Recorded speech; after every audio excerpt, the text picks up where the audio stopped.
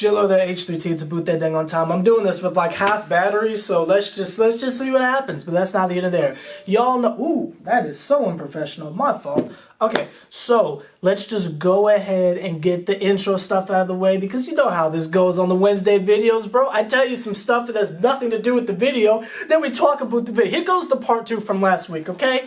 I've been playing Shadow the Hedgehog for like, well, y'all know about the PS2 shenanigans I've been going through, so I played Shadow for like 3 days, and then the PlayStation 2 died. I'm gonna get his surgery tomorrow. We'll talk about that on a later date. But anyway, oh, also, rest in peace, X, but that's neither here nor there. So let me tell y'all about this freaking game, gosh dang it. We're gonna get to the video. If you're new to the channel, just fast forward like 5 minutes. We'll be to the actual video. Let me just tell y'all about freaking Shadow for a quick second, gosh dang. I have never seen cheapness like this in my entire life, and I frequent thrift stores with the swiftness, and I have never seen cheap items like this, gosh dang it. This game doesn't know whether it wants to be a freaking 2D platformer or whether it wants to be an adventure game. So with the adventure aspect of the game, gosh dang it, the freaking camera is trash. You'll flip the Pro Stick joint, gosh dang it, and the camera is like moving around like this, gosh dang it. Like you can't even see what's popping, gosh dang it. You can't even see what's popping in front of you, gosh dang it. Then it goes into 2D platform mode where you have to like jump at the right time to get to certain. It's so frustrating, y'all. It's so freaking frustrating. But then the worst part is they'll tell you when they won't tell you what to do, they just drop you at a random point and just say, okay, figure it out. So I'm walking around trying to figure out what's what and where's where, gosh dang. We already know the dang on Sonic mechanics of this. You get hit once and you lose all the freaking rings, gosh dang, but that's not even there. So you're running around the freaking colony arc just trying to figure out what you're supposed to do next, and then you get lost because all the freaking rooms on every freaking level looks exactly the same, and on top of that, there's no freaking map. How am I supposed to know where to go? I thought last season was frustrating, gosh dang it. This game is more frustrating than 2 17-win seasons put together, but that's neither here nor there. Let's talk about RJ Barrett. Gosh dang it, Shadow!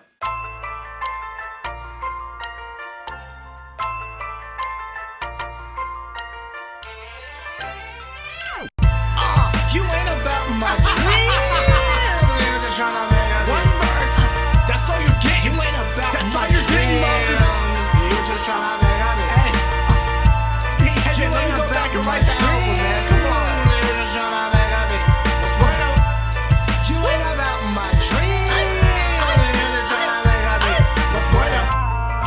For real though, let me go back and finish this album. Gosh dang it. What's what up? Triple dot. David Moses, H+III+T, let go.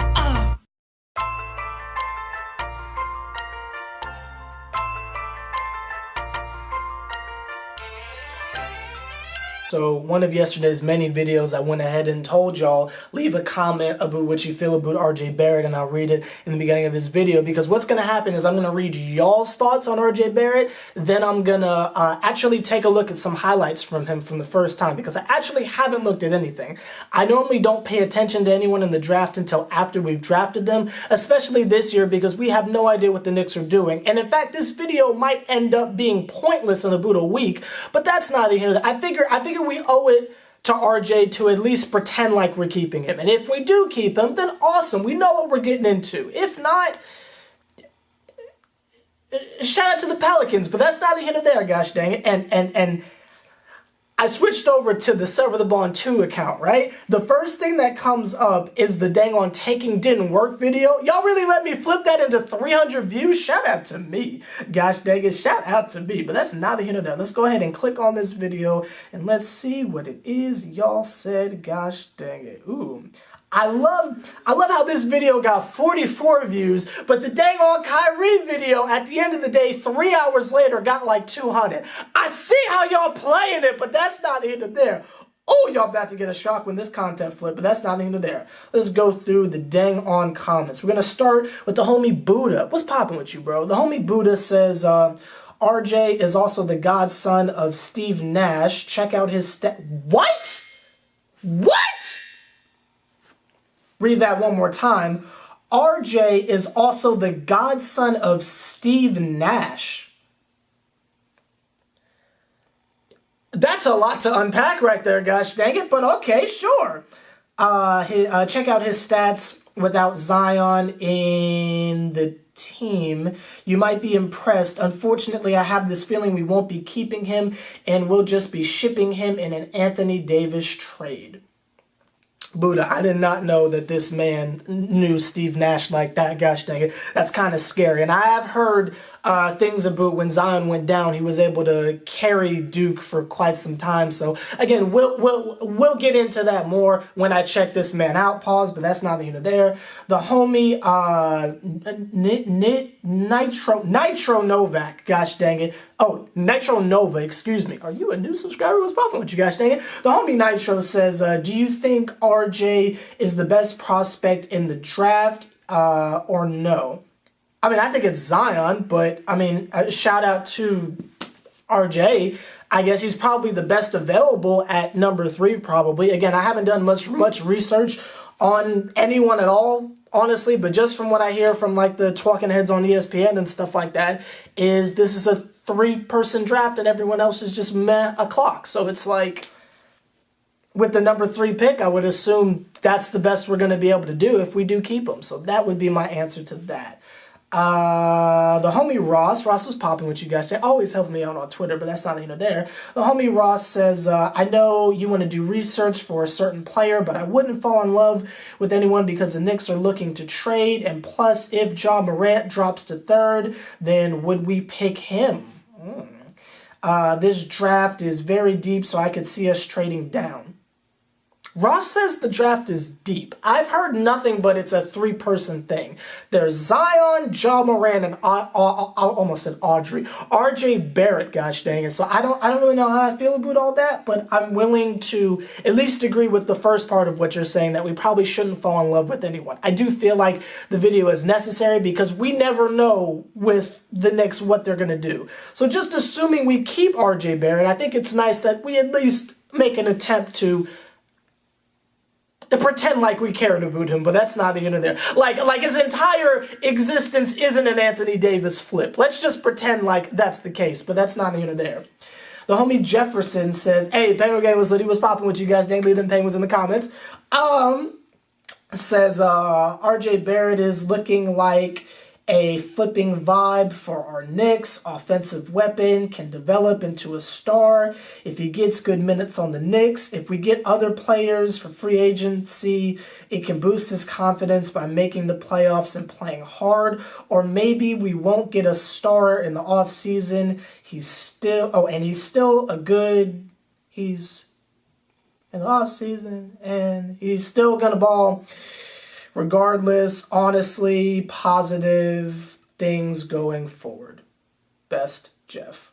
Should I be calling you Jeff? I didn't know Jefferson. That's my bad. Okay, well, bet. I mean, that's a dope outlook. Again, I haven't seen anything from him yet, so I assume when I watch some clips from him, I'm going to be probably coming to your side of the fence. But I haven't seen anybody call him a bum yet, so I feel like that's a good sign, gosh dang it. The homie Matt, the Knicks fan, says, I don't watch college, but this is starting out wonderful, Matt, but that's not even there. It says, I don't watch college, so the only thing I've heard of him is that he's sold out in the clutch.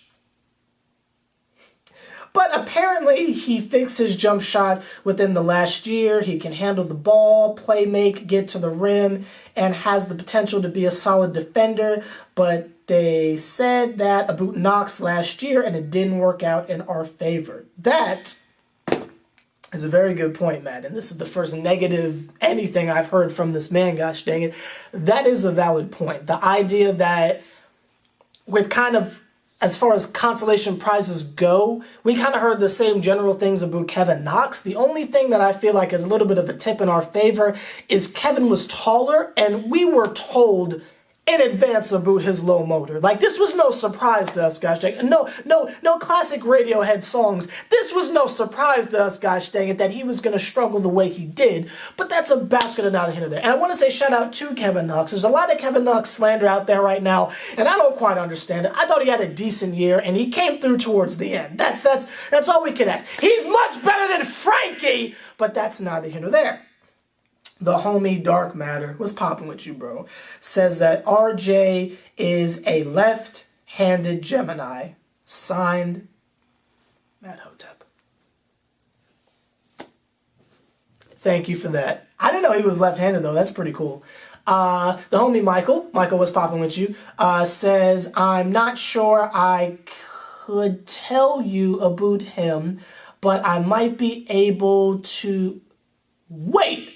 I'm not sure I could tell you about him, but I think I may be able to tell you about him. Oh, Mike, you got jokes! You got jokes! Gosh dang it. Man, I miss y'all, but that's not either there. And the homie Parker Stevens says the highest potential is a James Harden. That's pretty dope. I like your profile picture, by the way. It's like a dude, and he has a poop emoji for a head. I think that's absolutely hilarious, but that's neither here nor there. And he followed it up with scoring-wise. That is some pretty high praise, gosh dang it. And seeing as though this is what y'all are saying, I'm going to remember all this because I'm going to take a look at this man, gosh dang it. And if y'all lying, I'm going to roast every single one of y'all. But that's neither here nor there. So let's jump in right now. I'm going to sit here and I'm going to watch some RJ Barrett highlights. I will be right back.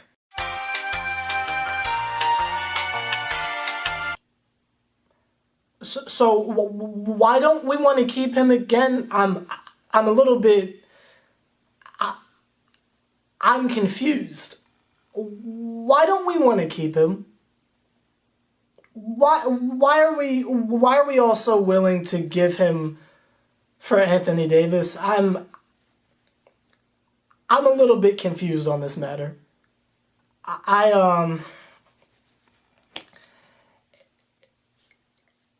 What specifically makes any of you...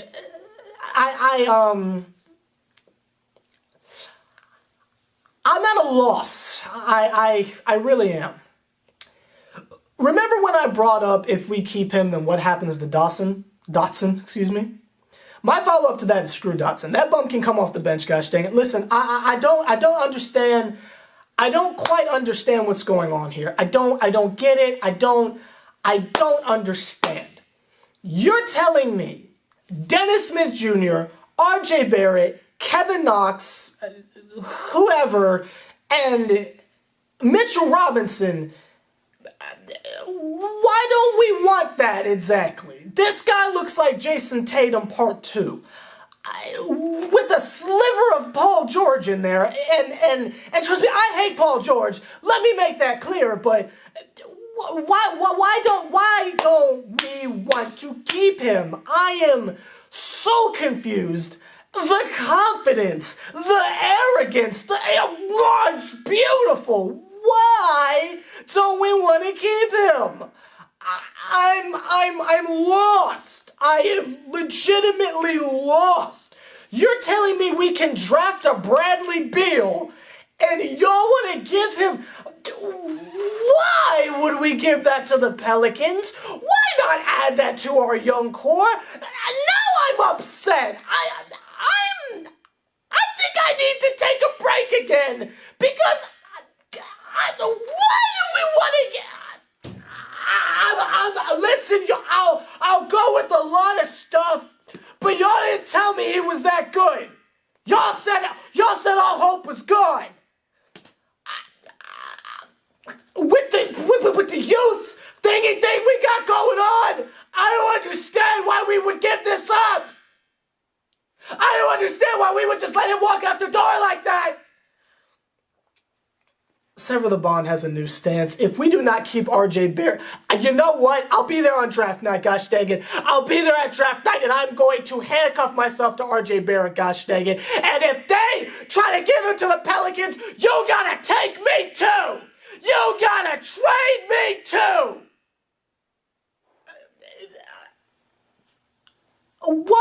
What's happening? Is there some downside to him that I don't know? Is there something I'm not seeing here? Because I see nothing but flames. I'm going to end this video right now because I'm going to spend the rest of my afternoon watching RJ Barrett highlights. I did not know he was that good. And y'all want to give him up for Anthony Davis? What about if we get KD? You don't want to put him at the 4? How about this? Dennis Smith Jr., right? Dennis Smith Jr., right? You got Barrett, you got Knox, you got KD, you got Mitchell Robinson. You don't like that? How about instead of KD, it's Kawhi? How about instead of Kawhi, it's Jimmy Butler? Y'all don't like that? Even a Tobias Harris wouldn't even be that bad anymore. Even if you were to add in that Marcus Morris bump, it's not even that bad anymore. I didn't know RJ Barrett was this good. What are we tripping over Anthony Davis for?